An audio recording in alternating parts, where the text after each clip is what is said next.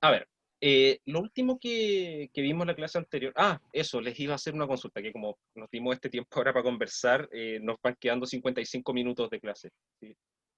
¿Les genera algún problema si es que por esta ocasión no nos tomamos un pequeño descanso entre medio? ¿Sí? Si lo hacemos de corrido hasta las 4 de la tarde. Ya, démosle, No, no me démosle, la genera verdad problema. no. Ya, Démosle nomás, profe.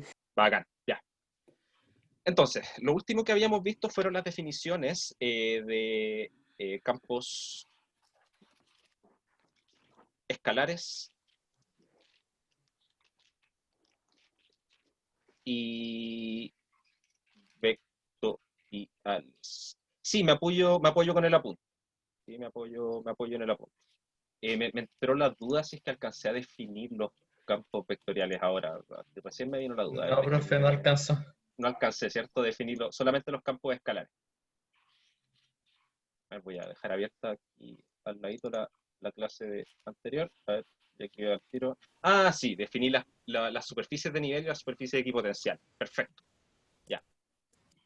Campos escalares y vectoriales. Igual se va a llamar esto así porque vamos a estudiarlo un poquito más en profundidad. Vectoriales. ¿Sí? Y voy a partir inmediatamente con la definición de lo que es un espacio, perdón, un campo vectorial. ¿Sí? Eh, Más que nada para hacer la distinción con los campos escalares.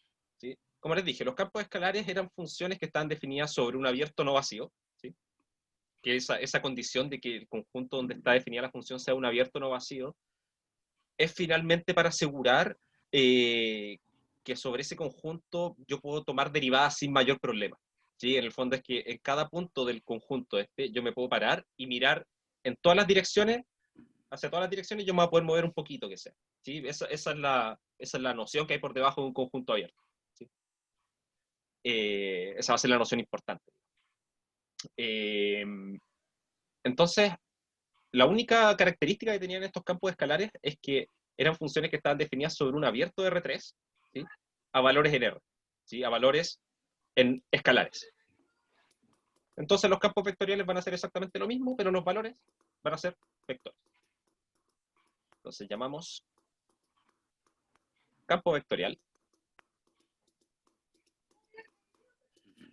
campo vectorial a cualquier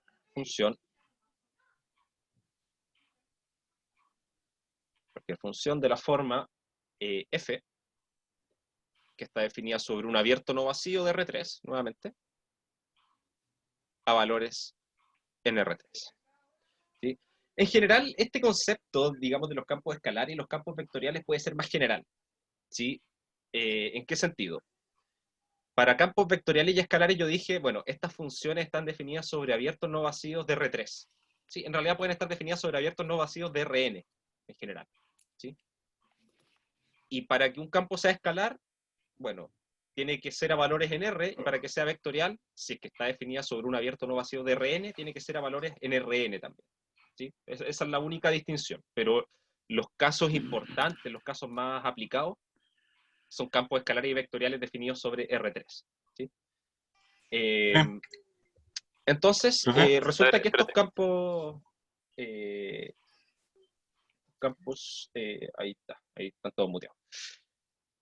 El caso de los campos vectoriales, eh, un ejemplo simple.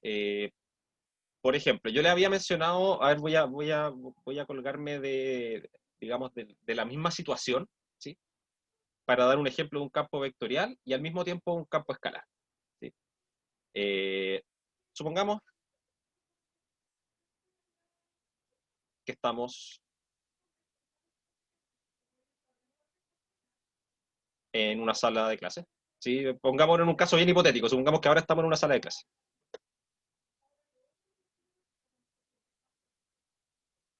La temperatura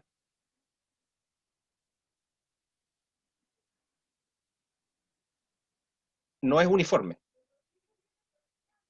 ¿sí? Porque si estamos todos ahí adentro de esa sala de clase, eh, todos nosotros, cada uno de nosotros va a tener una temperatura corporal un poquito distinta, ¿sí? Y eso produce que en el ambiente la temperatura no sea toda pareja, ¿sí? Porque si no estaríamos, digamos, en un equilibrio termodinámico y eso no pasa. ¿Sí? Entonces, si definimos, si llamamos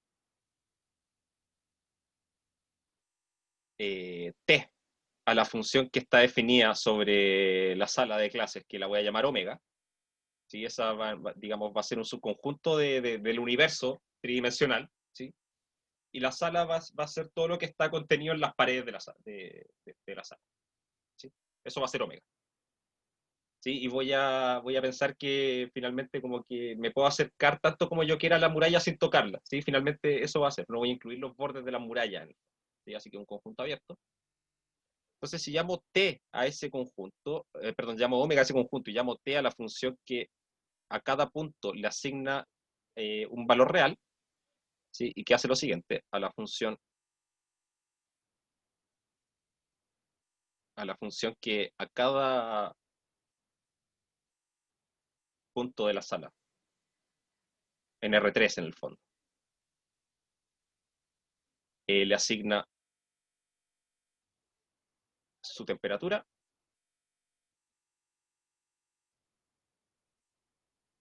entonces T es un campo escalar. ¿Sí? Así de simple. ¿Sí? La gracia es que este campo escalar, digamos, que tiene, que toma un punto del aula y asigna la temperatura que tiene, digamos, en un instante dado. Pensamos que aquí no, digamos que el tiempo está congelado, ¿sí? Yo vi la situación de la sala en un tiempo fijo, ¿sí? Y me quedo con las temperaturas que tenía en ese instante. ¿Sí? Resulta que las temperaturas de hecho, forman un campo escalar que es derivable, ¿sí? ¿Por qué? Porque si fuese discontinuo, por ejemplo, ¿sí? Habría un salto de temperatura, por ejemplo, pasar de 20 grados acá en este punto y me muevo un poquito hacia la derecha y tengo 30. Eso jamás va a pasar. ¿Y por qué no va a pasar? Porque eso significaría que entre esos dos puntos que están muy cerca, ¿sí? Habría un flujo de calor infinito, ¿sí? ¿Por qué? Porque el flujo de calor sigue la dirección del gradiente de la temperatura. Entonces ahí es donde, que esto ya es un concepto más de termodinámica, ¿sí? Pero vamos a mencionarlo como para dar el ejemplo. Eh, entonces, este campo, ¿sí? Por restricciones físicas, será de clase C1. Omega en este caso representa el interior de la sala, ¿sí? El conjunto de todos los puntos del espacio, si yo tengo un sistema de coordenadas en alguna parte, y sí, va a ser abierto, ¿sí? Es como, digamos, es la sala y que la corto, tomo solamente el aire, digamos, ¿sí? Y me olvido de las murallas, ¿sí? Ese entonces queda como un conjunto abierto, ¿sí? No tiene bordes, ¿sí? Como que el aire llega hasta la muralla, pero como no tengo la muralla, no tengo los puntos del borde en el fondo, ¿sí? Eh, este campo va a ser de clase C1 en omega. ¿Esto qué significa? Recordando cosas de CDB, ¿sí? Significa que el gradiente de esta función está bien definido en todo punto. Y además, esa función que resulta que a cada punto de omega le asigna el gradiente de la función en omega, esa función de ahí es continua, ¿sí? Eh, entonces consideremos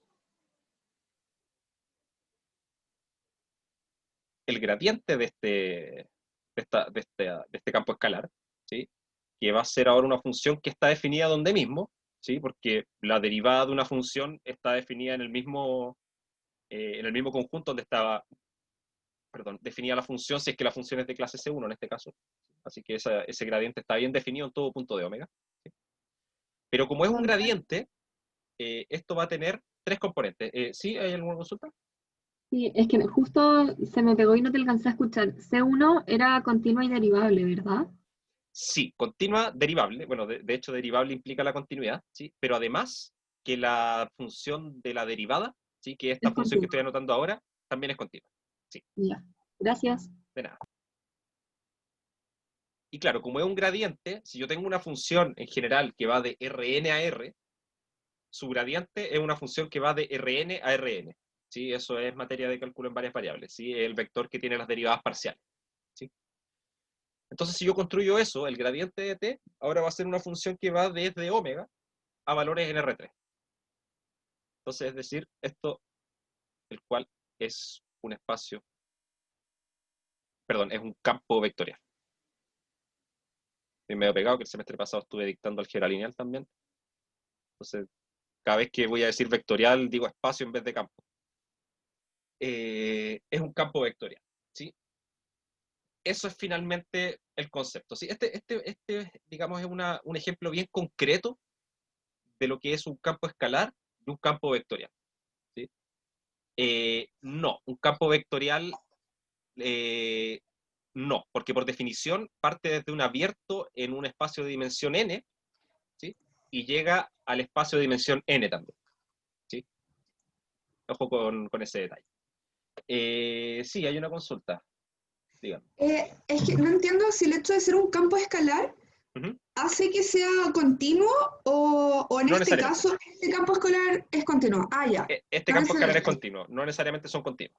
¿Sí? Ya. Pero para la gran mayoría de los resultados que vamos a estudiar dentro de esta sección del curso, vamos a pedir de hecho que los campos sean de clase C1 muchas veces. ¿Sí? Y eso asegura Entonces, continuidad, derivabilidad y todas las propiedades, digamos, bonitas que se pueden hablar en términos de cálculo. entonces una consulta. Ujú. Eh, si se tiene entonces un campo escalar de clase C1, su gradiente siempre será un campo vectorial. Exacto. Siempre va a ser un campo, siempre va a ser De un campo hecho, vectorial continuo. De hecho. eh, eso es para todo Rn, ¿no? Incluso si es que Sí, no fuera... Ya, exacto. perfecto, gracias. Sí, porque si tengo una función, si tengo un campo escalar que va de Rn a R, ¿sí?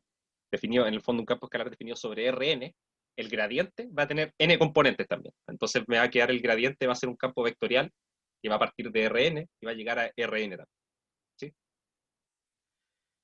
¿Sí? Ahora, este ejemplo, ¿sí? Que estoy hablando de temperatura y gradientes de temperatura, que en realidad hay una ecuación en física que indica que de hecho que la pueden ver está escrita como dentro de los ejemplos en el apunte en la página 4, ¿sí? Al final, sale ley de Fourier para la conducción del calor, y que de hecho dice que eh, la velocidad con la que se propaga el calor, ¿sí? Es proporcional al gradiente de temperatura.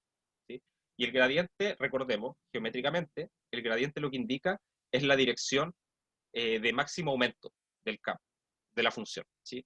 Entonces, si yo me paro en un punto, yo conozco las temperaturas, me paro en ese punto y en el fondo el gradiente va a apuntar hacia donde la temperatura más crece. ¿Sí? Y el flujo de calor va a ser en el sentido contrario. ¿Sí? Porque el calor fluye desde mayores a menores temperaturas. ¿Sí? Entonces, bueno, eso queda planteado hay una ecuación que está ahí planteada, pero a mí lo que me interesa más que cualquier otra cosa es ver esto, ¿sí? Es mostrar que a partir de tener una distribución de temperaturas, yo le calculo su gradiente, obtengo un campo vectorial, ¿sí? Y ese no es el único ejemplo, ¿sí? Hay ejemplos que aparecen por todas partes en física. Por ejemplo, el potencial gravitatorio.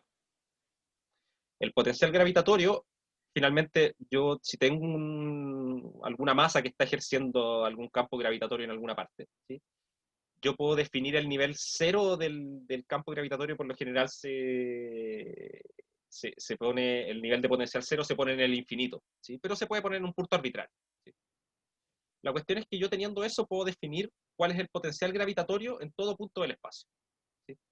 Y eso va a ser una función que a cada punto de R3 le va a asignar un valor real, que va a ser este valor del potencial gravitatorio. ¿Sí? Pero si yo derivo eso, me queda justamente el campo gravitatorio en sí, que me muestra en el fondo de qué manera el campo está afectando, de qué forma está generando fuerzas en el espacio. ¿Sí? Pasa lo mismo también con los campos eléctricos. ¿Sí? Yo puedo definir el potencial eléctrico en todo el campo, que tiene que ver con el voltaje finalmente. ¿Sí? y eso si yo tomo su gradiente, me va a mostrar las líneas del campo eléctrico, que en el fondo van a ser las líneas por las cuales las cargas van influyendo, ¿sí? Entonces, este concepto de campos escalares y vectoriales aparece bastante, ¿sí? Aparece en diversas áreas de la física, en la matemática en sí también aparece bastante, ¿sí? Pero con ejemplos un poquito más abstractos, digamos.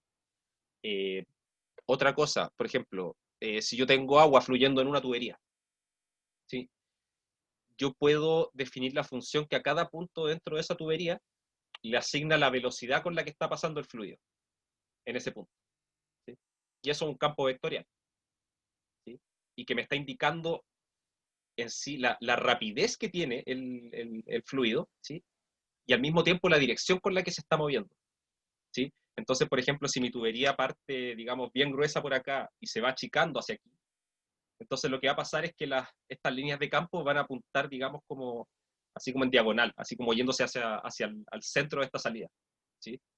Entonces, y eso hace que acá haya menos presión, acá haya mayor presión, y eso cambia las velocidades del fluido. Hay todo un estudio con ecuaciones de fluidodinámica que estudian eso, ¿sí? Y que se pueden interpretar todos como campos de velocidad, ¿sí? Que muchas veces se habla de los campos vectoriales que representan velocidades de algo, se les dice simplemente campos de velocidad. Ahora, a diferencia de lo anterior, ese campo de velocidades no viene necesariamente del gradiente de un campo escalar, ¿sí? Y hay que tener clara esa diferencia. Hay funciones, hay campos vectoriales que no son gradientes de un campo escalar, ¿sí? Y vamos a ver después, vamos a estudiar una condición que nos permite determinar cuándo eso sí pasa y cuándo no, ¿sí? Gonzalo, ¿por qué, ¿Sí? en el ejemplo que acabas de dar de la tubería, Uh-huh. por qué ese sería un campo vectorial? Porque a cada punto dentro de la tubería lo que le asigno es el vector velocidad. El vector velocidad de la partícula que está en ese punto, ¿sí? Es como Ah, decir, verdad a que ver, la por velocidad. ejemplo, No. eh, a ver, pensando en un disco. Un disco es más fácil de ejemplificar. Voy a tener, por ejemplo, un disco. A ver, voy a aprovechar que todavía estoy aprendiendo a ocupar bien este programita. Voy a aprovechar las herramientas que tengo acá. Ahí para que quede bonito, un disco. Ya. Entonces, resulta que este disco va a estar girando en torno a su eje, ¿sí? A ver, si fuese la densidad en cada punto, claro.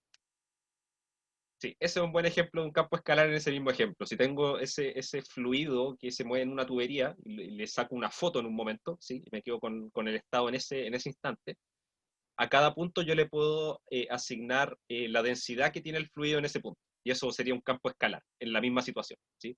Pero ahí en ese caso, si yo derivo ese campo escalar, no voy a obtener el campo de velocidad, son cosas completamente distintas, ¿sí? Ese es un buen ejemplo como para ver también un campo escalar en esa misma situación. Eh, a ver, un disco, y lo voy a tener girando, ¿sí? Con una velocidad angular, digamos, omega, ¿sí? En sentido horario lo voy a poner. Entonces resulta que como esto está girando con una velocidad angular constante, ¿sí? Yo lo que puedo hacer es, nuevamente, tomo una foto y me quedo con el estado del disco en ese momento, ¿sí? Lo que estaba pasando en ese instante. Y lo que va a pasar es que cada uno de los puntos, ¿sí? Por ejemplo, este punto que está más afuera va a tener una cierta velocidad que va a ser perpendicular digamos, a ese círculo, ¿sí? Que es la velocidad lineal de la partícula que está ahí, ¿sí? Esto, finalmente, ese punto va a estar describiendo una trayectoria, un movimiento circular uniforme, ¿sí? Y va a estar moviéndose en ese círculo, ¿sí? Después yo me voy a este punto que está acá y también va a estar en esa dirección, pero su velocidad lineal va a ser menor, ¿sí? Porque mientras más me aleje yo del centro de rotación, más rápido se va a estar moviendo, digamos, el punto, ¿sí? Eso es cosa de tomar un disco y hacerlo girar, ¿sí? Y lo mismo va a pasar con este y cada vez más pequeño, ¿sí?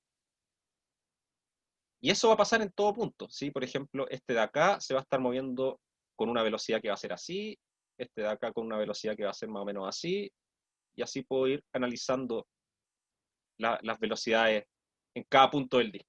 ¿Sí? ¿Se entiende este esquema? Sería como los planetas. Claro, algo así, algo así. ¿Sí? En el fondo, Pero más que eso incluso, porque claro, finalmente en una órbita planetaria igual hay otras cosas que van influyendo, digamos, en la velocidad de los planetas, ¿sí? Porque si esto fuese así, significaría que todos los planetas se mantendrían siempre alineados con el Sol, ¿sí? Los demás afuera se moverían más rápido para, en el mismo tiempo, dar una vuelta completa también, ¿sí? Esa es Pero finalmente la idea, ¿sí? Como que hace yo me paro en el poco, centro y tomo un radio claro, completo, todos esos puntos que están en esa línea tienen que dar una vuelta completa en el mismo tiempo, lo que significa que mientras más lejos, más rápido se tiene que mover, ¿sí? ¿Se entiende eso? Sí. Ya, perfecto. Profe, entonces, en el ejemplo del disco, el campo vectorial es el que indica la velocidad lineal de cada partícula. Exacto. Y el escalar es el de la velocidad angular. Podría ser, mira, podría hacerlo de otra forma, podría poner... es que la velocidad angular para todo punto va a ser la misma. Entonces eso sería un campo escalar constante, que también es válido, ¿sí? Pero yo podría poner otro campo un poquito más interesante. Yo podría poner el campo escalar que le asigna la rapidez, ¿sí? El módulo de la velocidad, ¿sí? Entonces, en todos los puntos que están dentro del mismo círculo, digamos, todos los puntos que están a la misma distancia del centro, para todos ellos la rapidez va a ser la misma. La velocidad no, porque cambia la dirección, ¿sí? Pero la rapidez sería la misma, ¿sí? Y de hecho, el aumento de esa rapidez a medida que me voy alejando del centro, crece linealmente, ¿sí? Porque de hecho la rapidez lineal de una partícula que está girando así en torno a un centro es igual a la velocidad angular, perdón, a la rapidez angular, que en este caso sería omega, multiplicado por el radio, por la distancia a la que estoy del centro, ¿sí? Entonces, claro, en un ejemplo acá, en este ejemplo, de hecho, se pueden definir, claro, había dos posibilidades para definir algún campo escalar acá, ¿sí? Que es, por ejemplo, el campo de la rapidez de cada partícula, ¿sí? Ese es un campo escalar. El campo de la rapidez angular de cada partícula también es un campo escalar, ¿sí? La única diferencia es que el segundo es constante. Y como campo vectorial puedo definir el campo de velocidades, ¿sí? Que serían esas flechitas que fui marcando. Y también puedo definir el campo de velocidad angular, ¿sí? Porque recuerden que la velocidad angular, cuando algo está girando en un plano, la velocidad angular es simplemente la rapidez angular, pero en la dirección perpendicular, ¿sí? Que en este caso también la rapidez angular, perdón, la velocidad angular también sería constante, ¿sí? Va a ser siempre en este caso con el vector que entra a la pantalla, ¿sí? Y con módulo omega. Ahora, con este ejemplo, quiero indicar acá, esto nos permite ver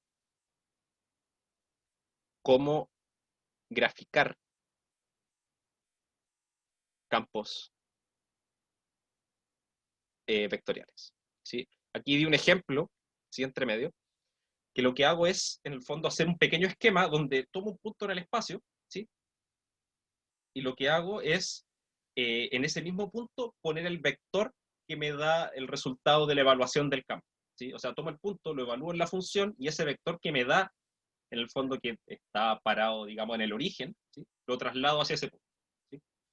Y eso me permite ver esto que se le llaman, esta es una forma de graficar el campo vectorial, ¿sí? Que de otra forma no se puede, porque tendría que ser el gráfico de una función de R3 en R3, eso tendría que graficarlo en R6, y eso no es imposible visualizarlo, ¿sí?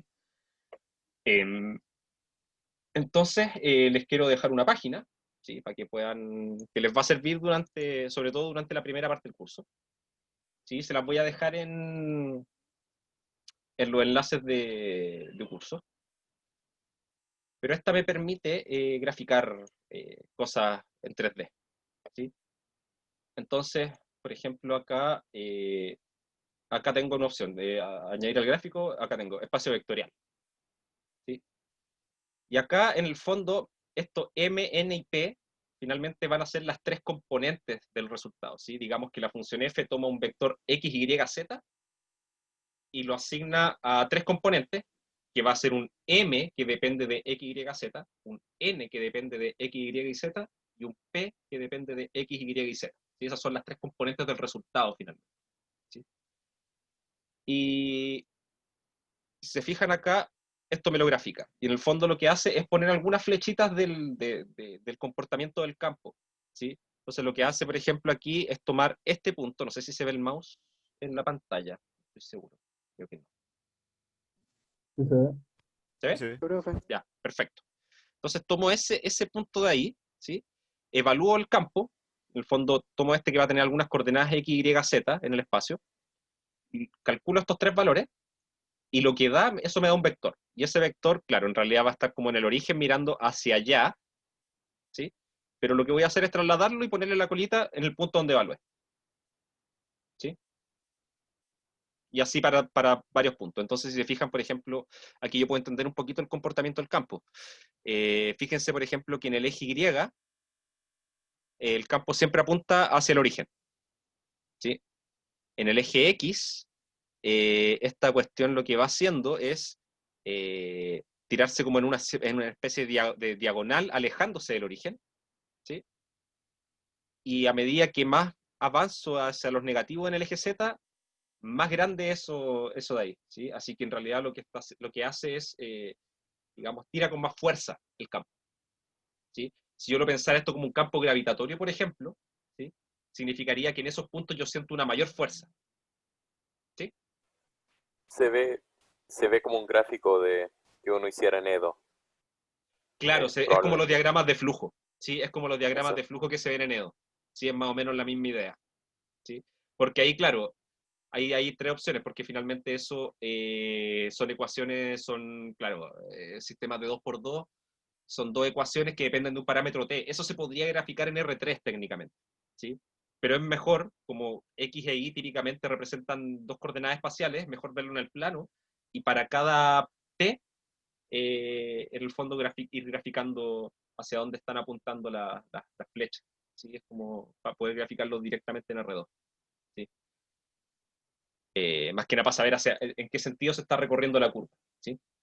Y claro, de la misma forma que en esos diagramas de flujo en EDO, eso implica que, por ejemplo, si yo soltar una partícula ahí, esa partícula va a seguir la línea que se forma en el fondo.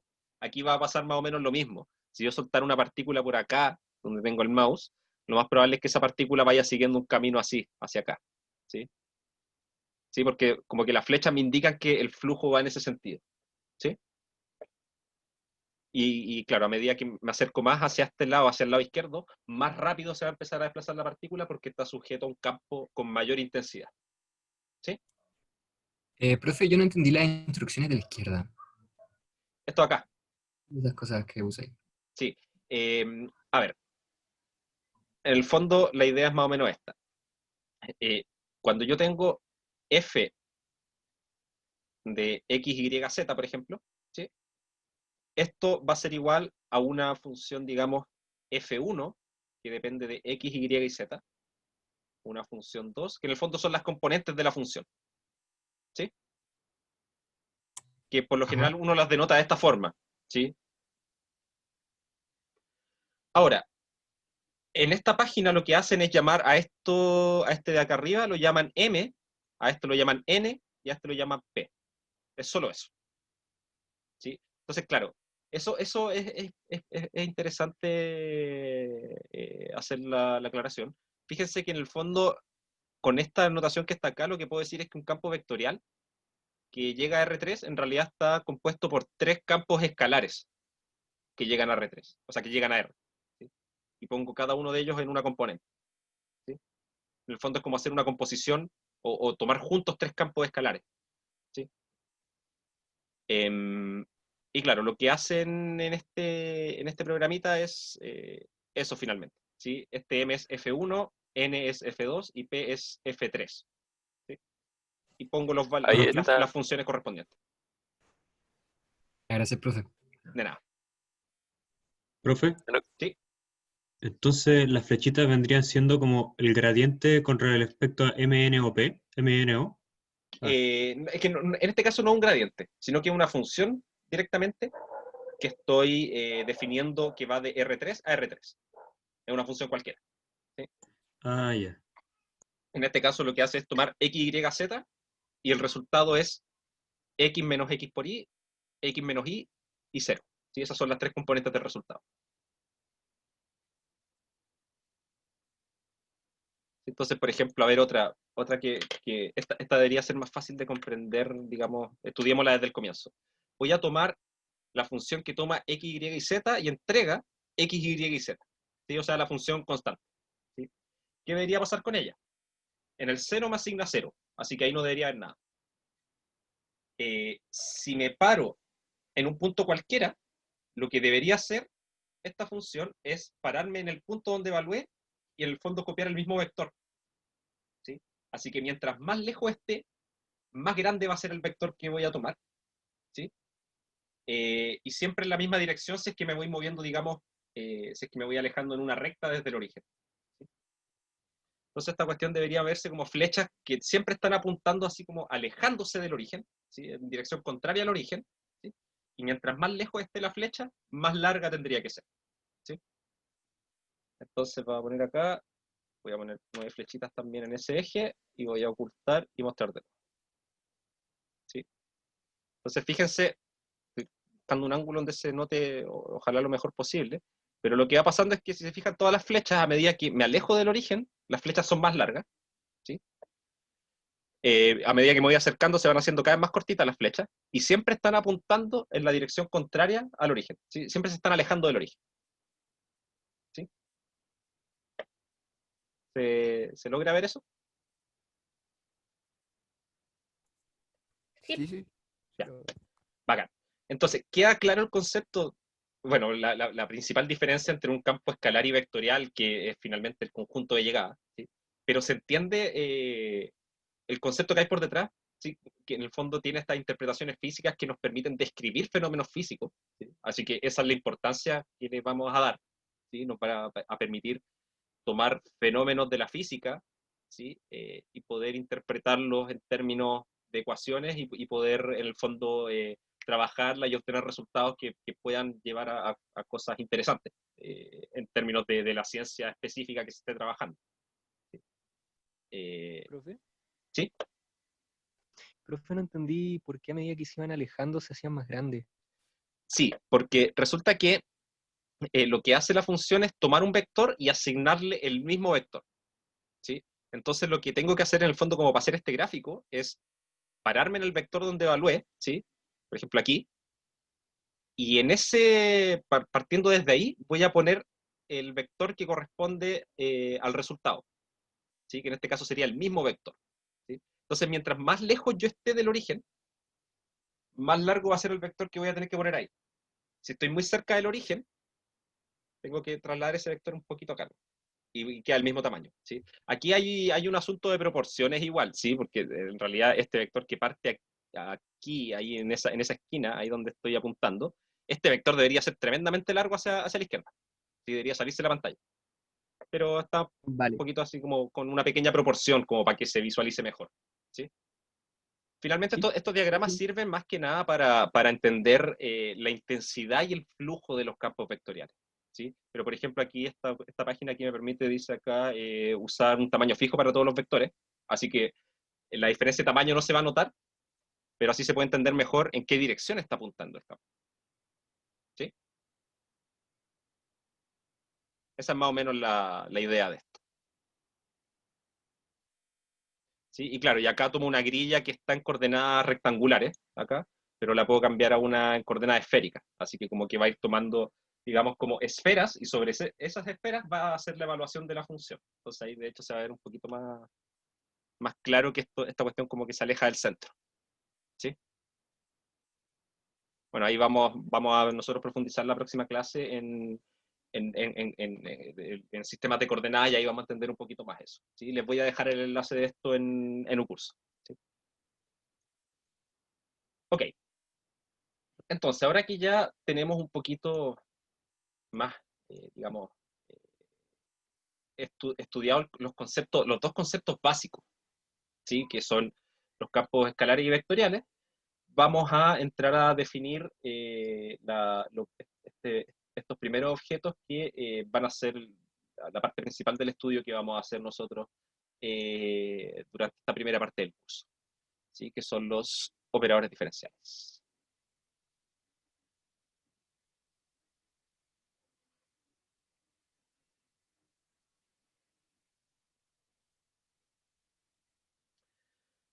Ok, a ver. En cursos anteriores ustedes ya han estudiado algunos campos, algunos operadores diferenciales, ¿sí? En particular en cálculo en varias variables estudiaron el concepto del gradiente y de la matriz jacobiana, ¿sí? Entonces vamos a dejarlo claro acá, ¿sí? Porque no se les pone ese nombre en el curso de cálculo en varias variables, porque en realidad hay muchas cosas, en cualquier ciencia, ¿sí? Los mismos objetos se les ponen nombres distintos dependiendo del contexto en el que se esté trabajando, ¿sí? La matriz hessiana también es un operador diferencial, ¿sí? Entonces, voy a escribir acá que ya hemos visto, bueno, ustedes, ¿sí? Yo también, pero no lo vimos juntos, ¿sí? Ya han visto algunos ejemplos de operadores diferenciales,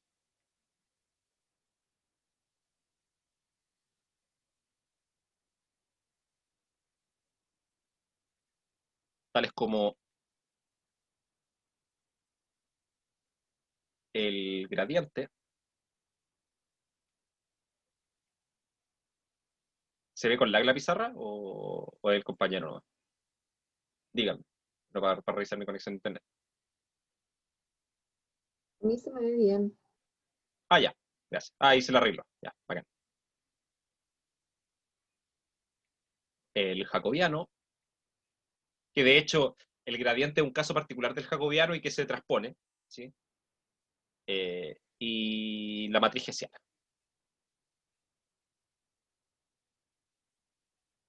¿Sí? En el curso de ecuaciones diferenciales también quizá les mencionaron, le hablaron de operadores diferenciales. Confírmenme eso. Porque hay mucha parte del estudio de ecuaciones diferenciales que se puede hacer en términos de operadores diferenciales.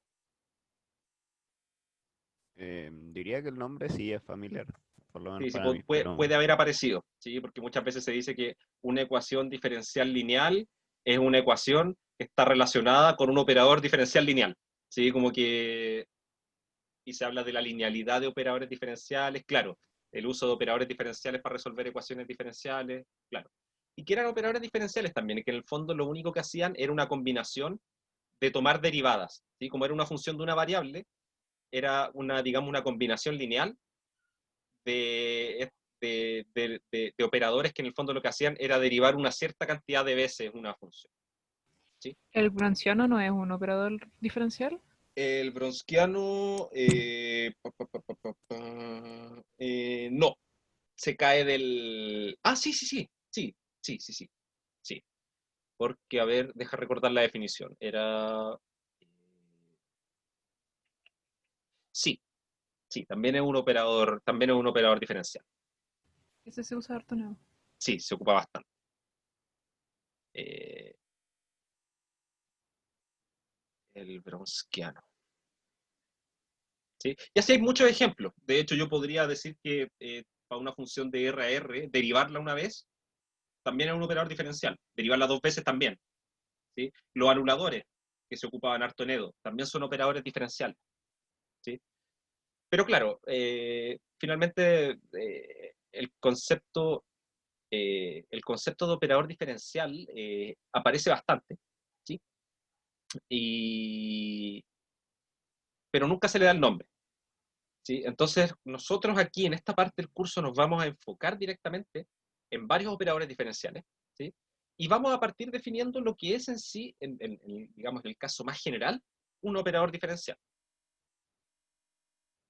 ¿sí? Como para tener el concepto general, pero nos vamos a enfocar nosotros en tres principalmente. Definición. Un operador diferencial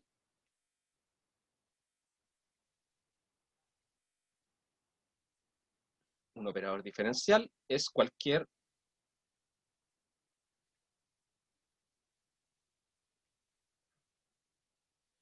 función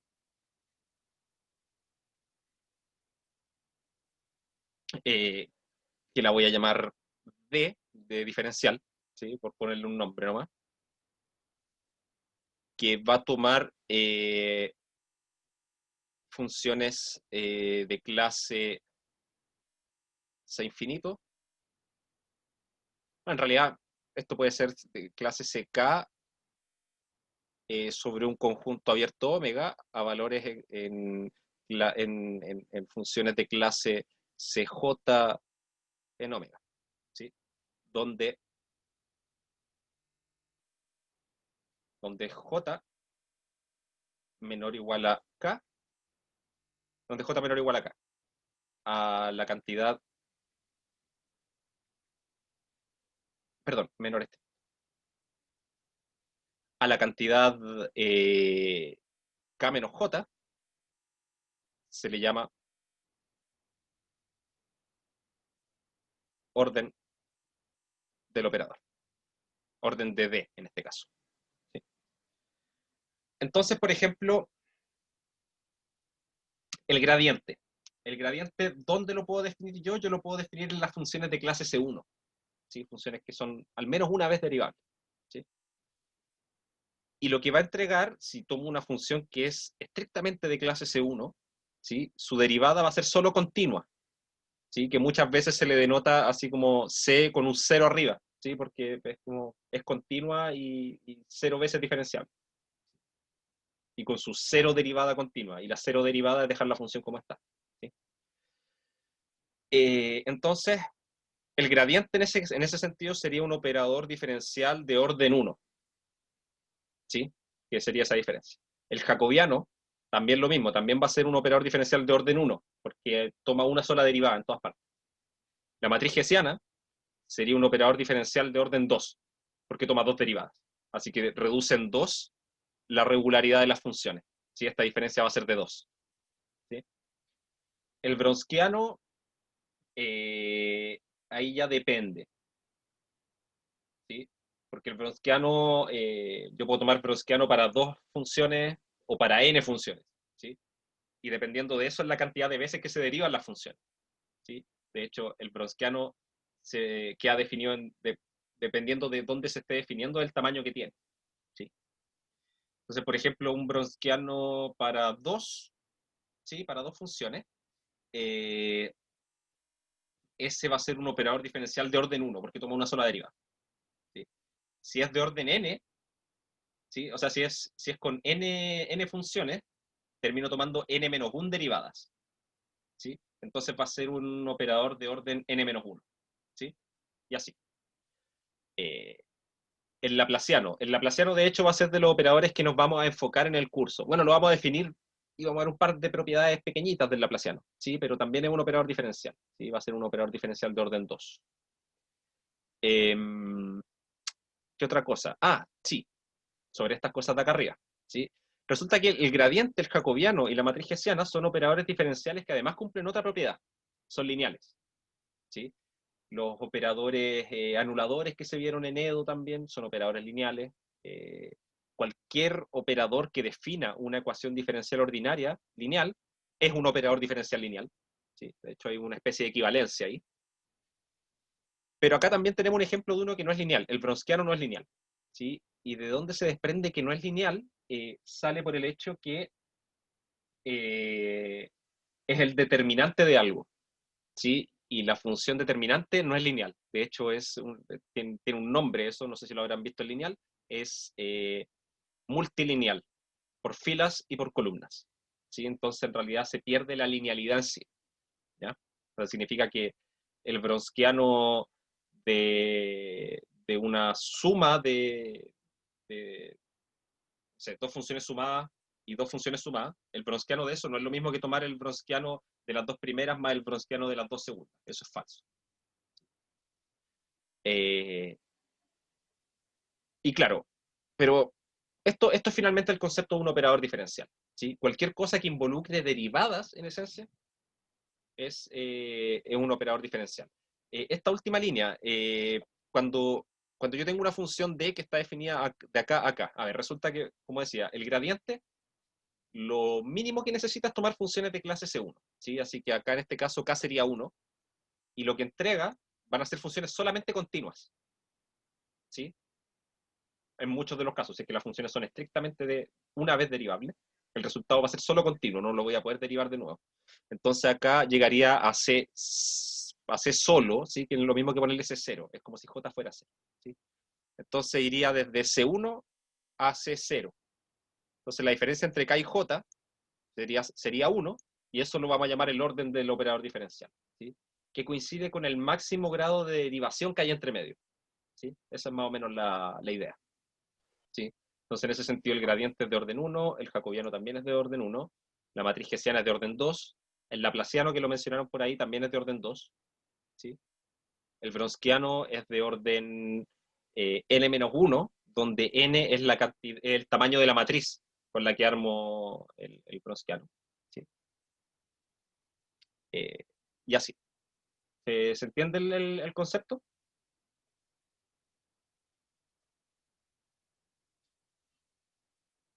Sí, Sí. sí. Sigamos entonces. Veremos lo que sigue. Ahí sí. Veremos en lo que sigue.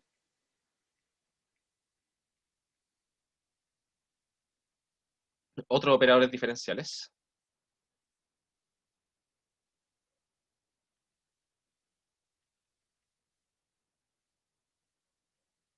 Que serán el núcleo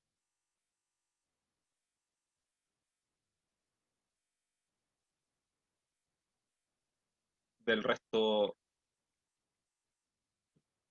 de este tema, ¿sí? Del tema de cálculo vectorial. ¿Sí? Y estos operadores, bueno, vamos a mencionar el laplaciano también, pero los dos que más nos van a importar acá van a ser la divergencia y el rotor. Entonces, esta es la divergencia de un campo.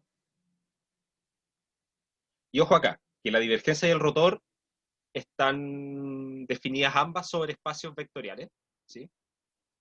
Mientras que el laplaciano está definida sobre espacios, sobre campos escalares, ¿sí? Divergencia rotor sobre campos vectoriales, laplaciano sobre campos escalares, ¿sí? Entonces, vamos con la definición. CAF, ¿A qué se refiere eso? ¿Cómo pueden estar definidos sobre una función? porque lo que hace un operador diferencial es tomar una función y entregar otra. ¿Sí? Ah, perfecto. Por Muchas eso, gracias. de nada. Entonces, CAF definía sobre un omega contenido en R3 a valores en R3, un campo vectorial cualquiera de clase C1. Vamos a ponerle inmediatamente de clase C1. Así que puedo derivar en todo punto de omega y, lo que me queda de derivarlo, ¿sí? En realidad todas sus derivadas parciales son continuas, eso es lo que me importa, ¿sí? Campo vectorial de clase C1. Se define su divergencia como divergencia de F, ¿sí? Voy a anotar acá con un color distinto esto, ¿sí? Que voy a poner acá en un punto X, y ahí voy a explicarles por qué lo voy a anotar con rojo. Esto va a ser igual a la derivada parcial de la primera componente de F, ¿sí? Porque F, como llega a R3, tiene tres funciones que la componen, ¿sí? Entonces voy a tomar la primera de esas y la voy a derivar con respecto a la primera variable, ¿sí? Y eso lo voy a poner en el resultado, perdón, eso va, ¿sí? Le voy a sumar la segunda componente, perdón, aquí yo iba a anotar algo acá también. Esto en X más la segunda componente de este campo vectorial y la derivo con respecto a la segunda componente, ¿sí? Y después tomo la tercera componente del campo vectorial y la derivo con respecto a la tercera variable.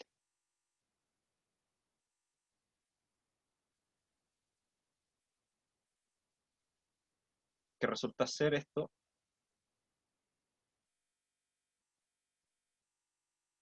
un campo escalar continuo. A ver, todo eso que marqué en rojo, ¿sí? Digamos, las evaluaciones las marqué en rojo, ¿por qué? Resulta que durante el transcurso de esto vamos a trabajar muchas veces con el operador divergencia, el operador rotor, ¿sí? Con el rotor va a pasar lo mismo. Y estar anotando a cada rato las dependencias de las variables va a hacer que una cuestión que se puede escribir en media línea se termina escribiendo en 3. ¿Sí? Entonces, cada vez que no haya confusión, vamos a omitir la dependencia de las variables. ¿Sí? Entonces, en este caso, por eso lo hice así. Anoté en rojo porque en realidad esto es exactamente lo mismo que si yo borrara todo lo que está anotado en rojo y me quedo con lo otro. ¿Sí? Divergencia de f simplemente igual a suma de esta primera derivada parcial más la de esta de acá más esta de acá. ¿Sí? Solo para simplificar notación. ¿Sí? Y vamos a trabajar de esa forma. ¿Sí? Ahora, esto en principio, ¿cómo se puede interpretar? A ver, si yo considero la matriz jacobiana, por ejemplo. La matriz jacobiana lo que hace, tiene las derivadas parciales de una función que va de R3 en R3. ¿Sí? Y en realidad lo que pasa con la divergencia es simplemente la traza de la matriz jacobiana, es sumar los elementos de la diagonal. ¿Sí? Esa es otra forma de entender lo que es la divergencia. Pero sigue quedando la pregunta, ¿de qué sirve? ¿Sí? Vamos a ver más adelante.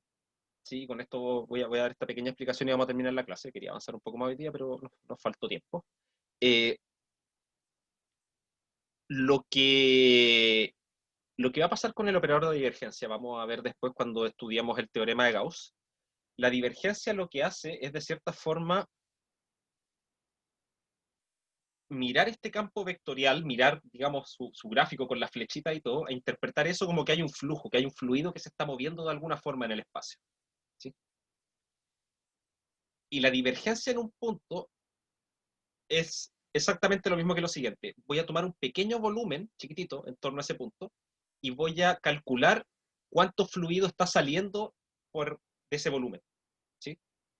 Y esa cantidad la voy a dividir por el volumen que tome. ¿Sí? Y después yo voy haciendo este volumen cada vez más chico, cada vez más chico, cada vez más chico. ¿Sí? Y ese resultado, el límite que tiene, ¿sí? Es el límite de esas divisiones, da la divergencia. ¿Sí?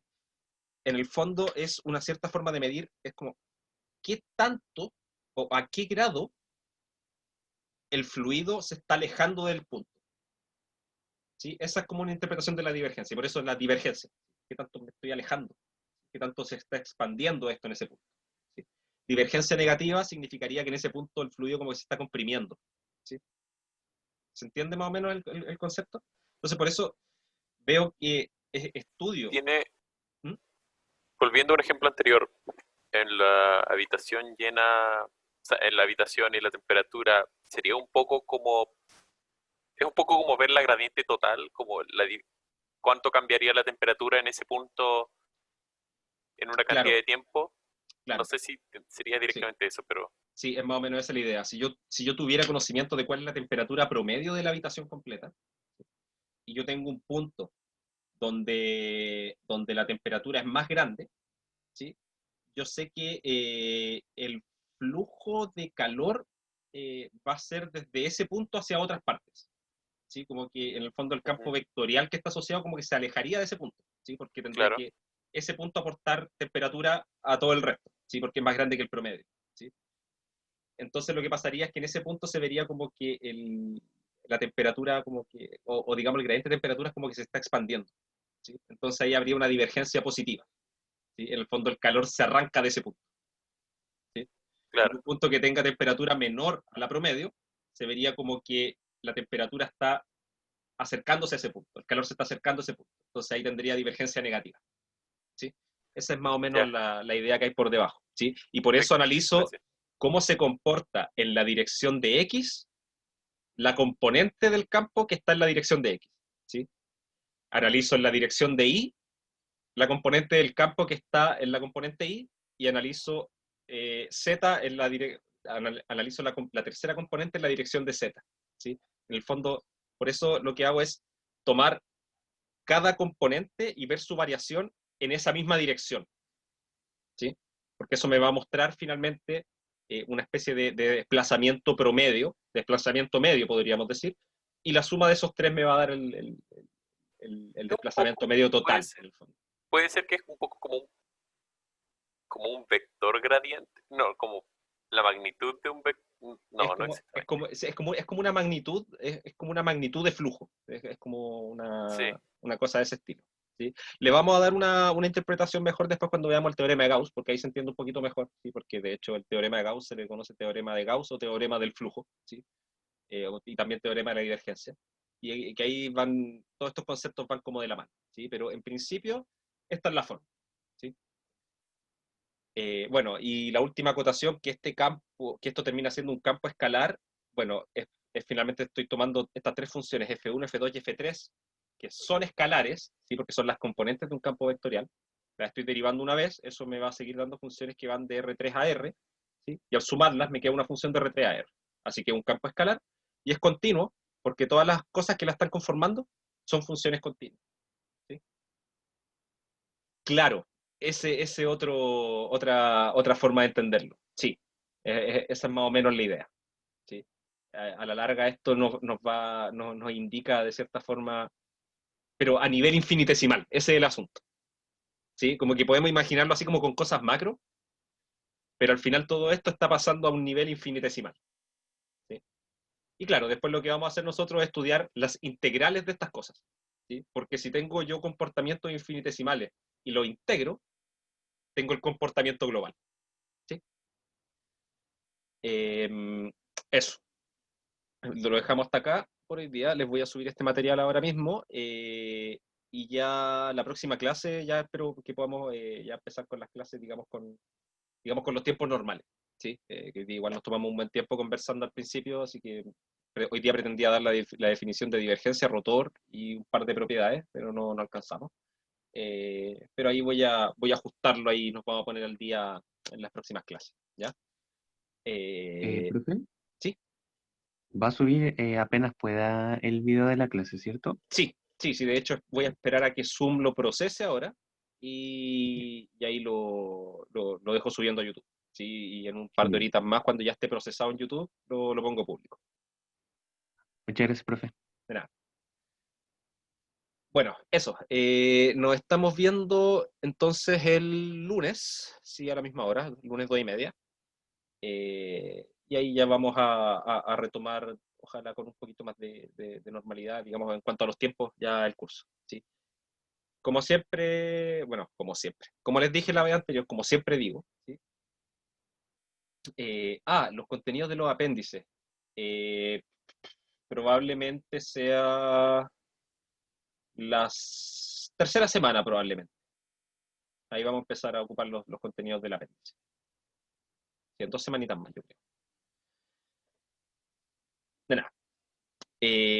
Bueno, como siempre digo, si tienen alguna consulta, cualquier cosa, ya sea administrativa del curso o dudas con la materia que hayamos visto, correo, curso, Discord. ¿Sí? Ahí me contactan por algún lado. ¿Ya? Ahí nos estamos Chao, profe, que esté bien. Chao. Que estén bien. Chao, profe, gracias. Chao, que Chao, estén bien. profe, muchas gracias. Chao. Chao, profe, Chao, gracias. que esté bien, profe. Chao, profe, que Cuídense. esté bien.